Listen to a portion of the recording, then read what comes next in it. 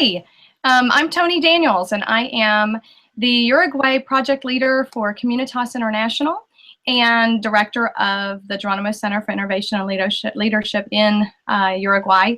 And I'm also the coordinator for Luke 10 for South America.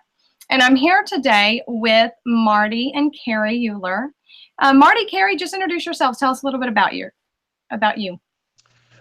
Okay, my name's Marty. I've been a missionary church planter with Communitas International since 1988 when we moved to Holland. So we were 22 years in Europe, church planting in Spain, Portugal, and the Netherlands, and moved back to the States for a season.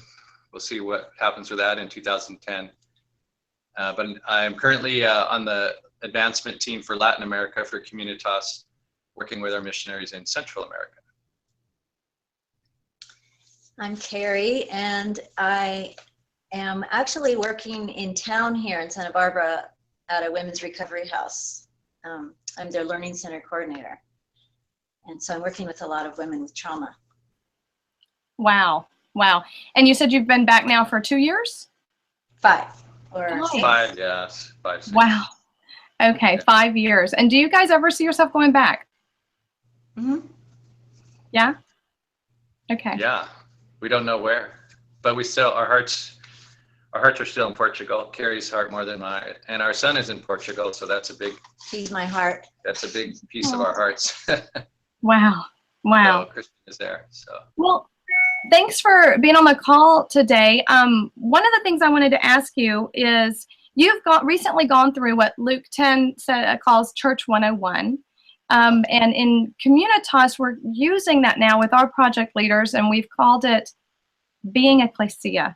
And in Spanish, we're translating into Seamos Ekklesia. Let's be the church. Let's be Ekklesia.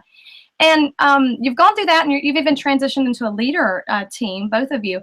And my question for you today is, what is it about that course? How has it impacted you? I mean, you're church planters for 22 years. Like, what could anything offer you at this point? So I'm interested. And let's start with personally. How has it impacted you? And then we'll go on to maybe vocationally in your church planting, but also in your leading a whole region, as coaching a whole region. But let's start off with personally. How has this course, this community, the leader team, how has that impacted you? What would you say has been special about that? Should I go first? Okay. Well, we started experimenting with one of the practices called checking in with our Latin America advancement team maybe a year ago or more. And part of that checking in is we check in with, I'm feeling tender, I'm feeling excited, I'm feeling happy. And for me, that was a new skill because I've been fairly disconnected from my feelings. It was we did it every week, which is cool. So it was something we had to practice every week, and it got easier. It got easier to kind of identify what I'm feeling, and so our team has grown really close because we share our feelings, and then we listen. We listen to one another. We empathize. How do you say that? Empathize. But we listen to Jesus, which is the really powerful thing. So we take time. We don't do it every time, but a lot of times we'll take some time at the end to listen to Jesus and say, Jesus, what do you have to say to us today? How do you feel about being with us today? And it's been really powerful to hear and experience what Jesus has for us. So it's not only helped us become closer as a team, even though we live in different countries, all of us pretty much, but also to grow closer to Jesus. And I think that's, for me personally, was one of the initiators or softening or becoming more in touch with my heart that has led me to a really cool, powerful, transformational time in my life more recently. So it's been really, really awesome for me. Thank you. I'm wondering, and then you did Being Ekklesia, the whole course as well as of November, which talked about a church of two and being in this way, listening to each other's hearts, connecting heart to heart and connecting with God's heart with one other person as close to daily as possible. Has that been different for you than your normal church planting life or your normal devotional life? Do you have an answer for that? You can share first. Okay. I would have to say that we haven't. So Carey and I she was my church of two, but she came along a little bit later because she wasn't in the course with me the first time we took it. So we did have a rhythm of praying together every morning. Most mornings, not every morning, but checking in with feelings. This is still I'm still thinking personal again, but I would say it's strengthened our relationship as husband and wife. Mm-hmm. Being able to, for me especially, being able to be in touch with feelings and then start to ask her about her feelings, and then bringing Jesus has into actually transformed our marriage. So, and wow, Carey, why don't you just tell us about that for a minute, if you want to, whatever you want to share, that would be okay. awesome. So you're talking about the Being Ekklesia with us on the team. Is that what you're saying? Or our church? Our church as me and you. Yeah.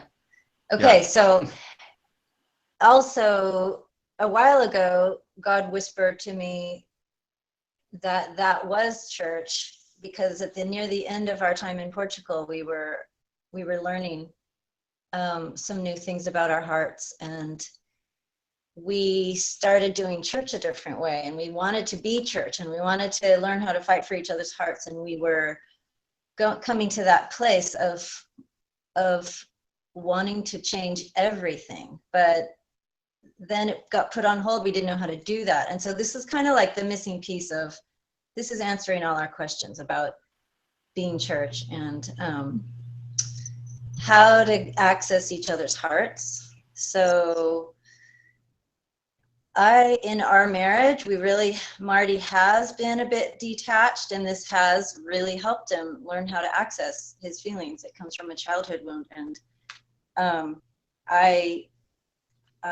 it has helped us grow closer. It's amazing. Did that answer the question? Yeah, it does. I've heard a lot of people, seasoned missionaries, say, this feels like the missing piece. Feels like the missing piece. And I hear that over and over again. And Matt and I experience that as well. So it's weird, but amazing and exciting all at the same time. Yeah. On that note, how has this course and being involved in the community aspect of it and the team, the way we meet and everything, how has that changed the way you view church planting or the way you might be experiencing church planting in the future? That part gets me really excited. Oh, well, you go first.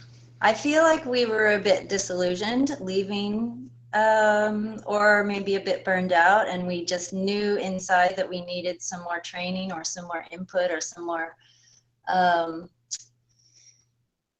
some refreshment, and so this is kind of an answer to prayer. It's a big answer to prayer. Can you pause it? I forgot what the question was. There's no pausing. I can just jump in and then you'll think. Yeah. I would say moving forward for me, and I'm doing this with people, I have some friends that are church planting in Hawaii.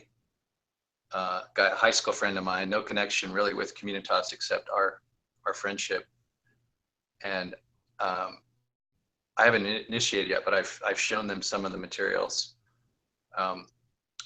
But to start, like when we church planted in Europe, we would go with a team, we would have a core group, we would have our team meetings. I would make this, and we would check in, we would say highs and lows, that's what, I think Phil Graff would throw that in there for the week, but I would make this an essential part, a very first thing that we do every meeting. Let's take some time to check in on a feeling level. Let's listen to Jesus. And then the third practice that we're learning in this is let's pray the Luke 10 to be prayer, which is pray the Lord of the harvest to send out laborers. We all know that, but it very intentionally praying that with our team every week. And just when I pray it, I think of this two spheres of influence that I have. One is my neighborhood, the housing area that I live in. We're actually in a homeowners association, and I'm on the board now of the homeowners association. And my passion and vision is to bring shalom, God's peace and God's favor into these relationships and these neighbors, and just excited to see what God's going to do. And then Central America, praying for the missionaries down there that I work with, and praying for laborers for them. So those, anyways, that's exciting for me to do that. I think what's exciting is if that's all we did, and then that's church. And it was amazing that we could be, like I was saying earlier, we could be building bridges instead of building walls. I mean, church is the word church has a lot of baggage attached to it. The word evangelical, any of that, religion, especially in Europe, we had experienced that it was just so hard to build bridges with people and to reach people if they knew what we were doing. And so by just creating this kind of a multiplication of relationships, basically, it's a multiplication of relationships on the heart level. That is an amazing viral way to start churches, I think. I'm really excited about that, because I love your excitement. Yeah, that I can get excited about. And that's kind of what happened with some friends of mine that became Christians. We were just hanging out, and it happened because we were connecting with our hearts. They fell in love with Jesus because we were connecting on a heart level, and we were friends, and we loved each other. And so I realized by default that was the most powerful thing that I saw happen, was God's love infusing them. They felt it, they experienced it. So for me, that's really exciting. Thank you. Beautiful. Well said. So we've seen then that this has affected you personally, and it's affected you on a church planting level. Marty, you're leading a region. You're coaching and being there and trying to support other project leaders all over Central America. How has this changed the way you do that? Yeah, well, what I did recently after I had gone through the Church 101 Being Ekklesia course with our AT, as we processed through that, I just realized I really want to try this with our leaders, because one of the things in our last big gathering, that one of the felt needs that really came out was people feeling isolated, people feeling alone. So we do have 4 different missionary couples or singles in Central America that we're all kind of in the same, expressing the same thing in some ways. And so I started this course with them, and it's all about checking in, like we've talked about, sharing on a feeling level, listening to Jesus, and then talking about some of the things we're learning through the course. But that whole first part has been so powerful in building a sense of community and that we're together. And on our third, so we did an introduction, then we did the lesson 1, and then at the end of lesson 2, there was this, we all felt it and said it in different ways, but there was this sense of, wow, this is my team. It's like, I have a team now, even though we're in different countries, to do this electronically through the internet. It's really fun. It works somehow. You wouldn't think it works, but you can connect, you can share, you can see what's happening on someone's face, and if there's a good connection, and we could really listen and really listen to Jesus for one another. And there's just some powerful things that people got, images, scriptures, just a certain thing to pray that really got right into the heart to help bring healing. So, Wow. this sense of team, that we are a team. You know, they were kind of isolated missionaries scattered that I would connect with individually, but we connect together, and God has given all of us, each of us, unique gifts to share with one another. And it's just so cool to see. That's church. Really, that's church there. Sounds like you're being church together. Yeah. Yeah. It's amazing, isn't it? Yeah. Yeah. So it's beautiful. I love your story because it really, I think, demonstrates how this model, we're experimenting with it in Communitas. Completely, this is an experiment, but we're already seeing how the same model can be used in a couple, with your children, with your neighbors, all the way to church planting in a different country, all the way to coaching and training project leaders in different nations, and giving them a model that they can then turn around and use in their families, with their children, in their communities, in their church plants, and with the people they're training as well. So it's really beautiful to see this experiment kind of taking off with you two in your lives and in your vocation. So thank you so much for sharing all of that and for letting us be a part of that at this time. It's a beautiful process to watch. Thanks a lot for the interview. You're welcome. Bye. Bye.